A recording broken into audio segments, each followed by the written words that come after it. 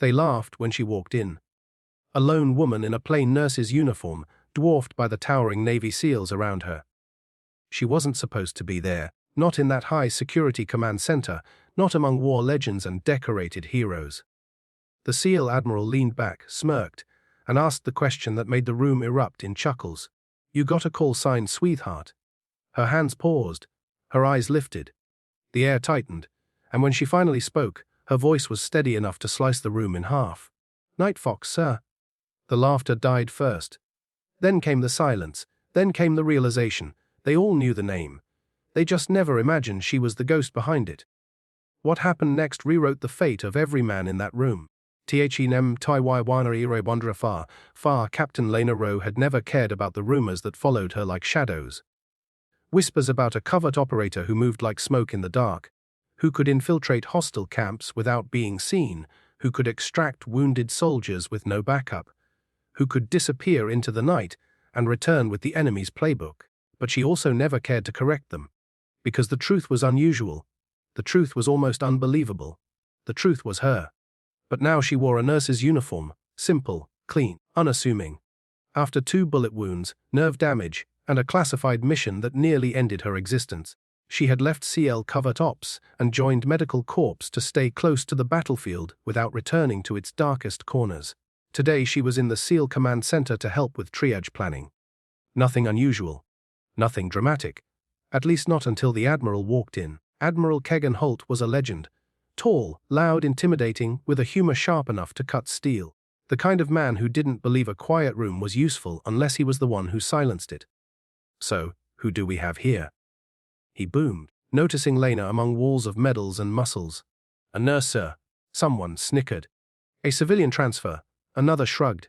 She didn't flinch. The Admiral walked up to her with a grin that wasn't entirely kind. "You got a call sign, sweetheart?" he asked, making sure everyone heard. The room burst into laughter, slaps on backs, whispers of mockery rising like waves. She lifted her eyes, sharp, calm, unreadable. "Night Fox, sir," she said. A strange paralysis fell over the command room, mouths slowly shut. Eyes widened like the world's worst realization was crawling over their boots. Even the Admiral blinked, the smirk dying before he could stop it. "Repeat that," he said, voice suddenly quieter. "Night Fox," she answered, standing straighter. Someone inhaled sharply. Someone else whispered a curse. Because Night Fox wasn't just a call sign, it was a phantom, a classified operative, a nightmare to enemies. A name that existed only in sealed files and whispered legends. A name these very SEALs had tried to emulate for years. The Admiral swallowed. "You're telling me you're the one who—" "Yes," she said. "All of it?" Silence, heavy, undeniable. A silence that shifted the whole room. But a silence broken far sooner than she expected. By an alarm blaring overhead. "Igomingidestroskal. O Yuda ready geoperatao antiam w medidiactial zeraias hiactriasan pauseli." Head snapped toward screens. Heart rate spiked. Someone whispered, "We need a field medic." Now, someone else looked around in panic. "We don't have anyone trained for extraction." All eyes fell on her. She had walked in as a nurse, but now they needed something else. They needed Night Fox. Tichi ritiar off tichi seshitidu. The Admiral's eyes were fixed on her.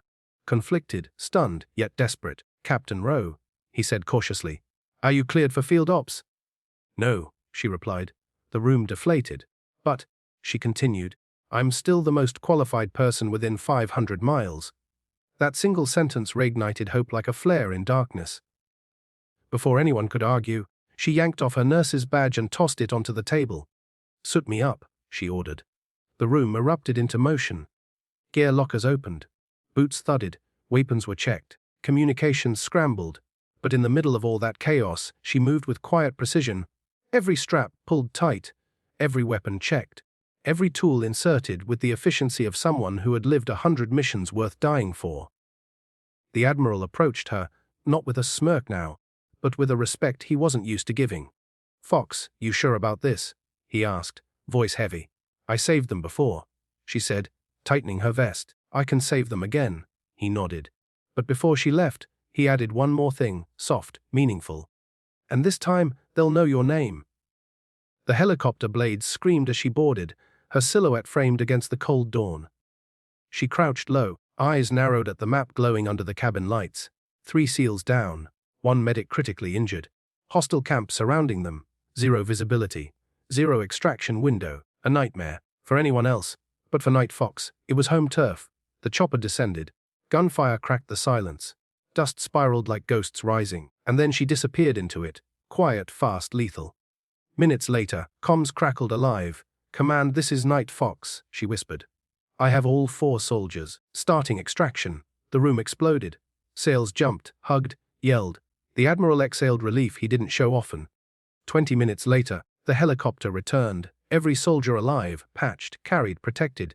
When she stepped off, boots touching concrete, the entire command, every CL, officer, recruit, stood in complete silence. A silence of awe. A silence of respect. A silence earned through shadows, scars, and impossible missions. The Admiral stepped forward. "No jokes this time," he said softly. He raised his hand in salute. "Welcome home, Night Fox." And for the first time in years, she allowed herself to smile.